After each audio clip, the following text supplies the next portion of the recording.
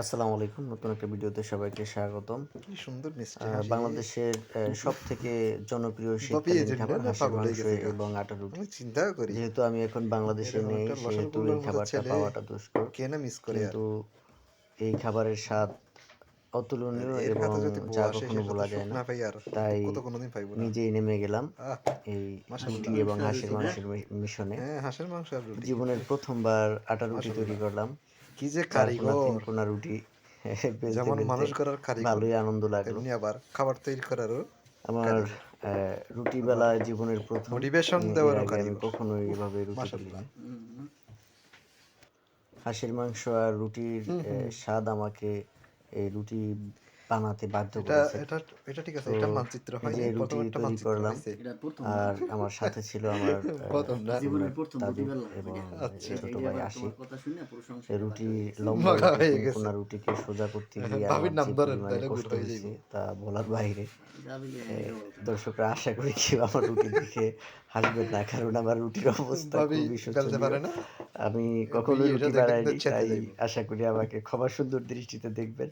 কারণ রুটি এত আচ্ছা চমৎকার বাবু গোল তো হয়, হয়নি। কিন্তু আমি কিছুই করতে হইছে? পারিনি। আমি রুটি বেলতেছিলাম, করবো ভিডিও। অন্যদিকে ১.৫ মিনিট হইছে। হাঁসের মাংসের কাজ চলতেছিল রান্নাঘরে।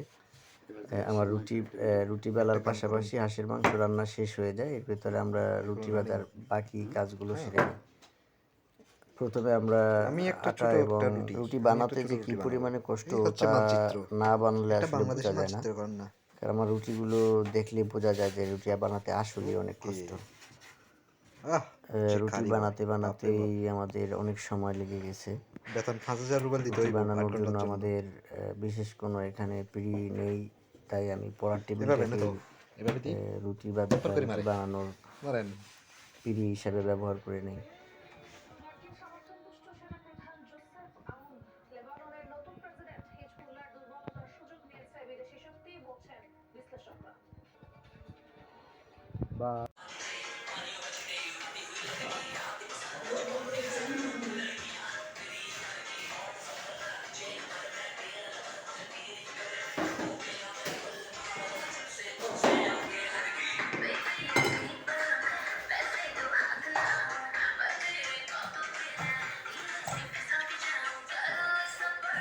অর্ধেক কাজুরা খাইছে এখানে অর্ধেকের টাকা রেখে দিয়েছে।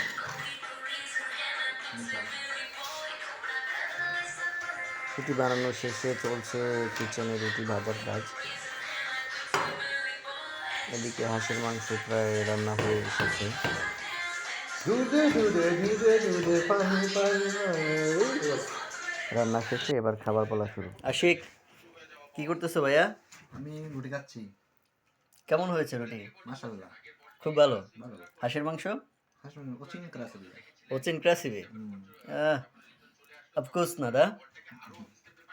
সো খারাপ দা। অনেক অনেক স্বাদ হয়েছে। বড় ভাই, জি, তারপর কি করতেছেন? হাঁসের মাংস দিয়ে রুটি দিয়ে খাচ্ছি। হ্যাঁ, বাংলাদেশ ছাড়া খাওয়া যায় না, না? তারপর বাংলাদেশ খুব আপনার টেস্টি। আপনার অনুভূতি কেমন এখন? আলহামদুলিল্লাহ খুব ভালো। যাক, রুটি আলহামদুলিল্লাহ। বানাইছি। রুটি এবং হাঁসের মাংস আসলে অনেকদিন পরই এটা খাওয়া। এই রাশিয়াতে এসে আমরা যেটা খেতে পারবো এটা কখনো ভাবি নাই। তো যেই চিন্তা ওই কাজ। ছোট ভাই বড় ভাই মিলে আমরা এই আটা রুটি বানাইলাম এবং হাঁসের মাংস। রাশিয়াতে প্রচুর হাঁসের মাংস পাওয়া যায়। বাংলাদেশের থেকে বড় বড় হাঁস, এগুলো তেল অনেক বেশি। সবাইকে ধন্যবাদ। আসসালামু আলাইকুম।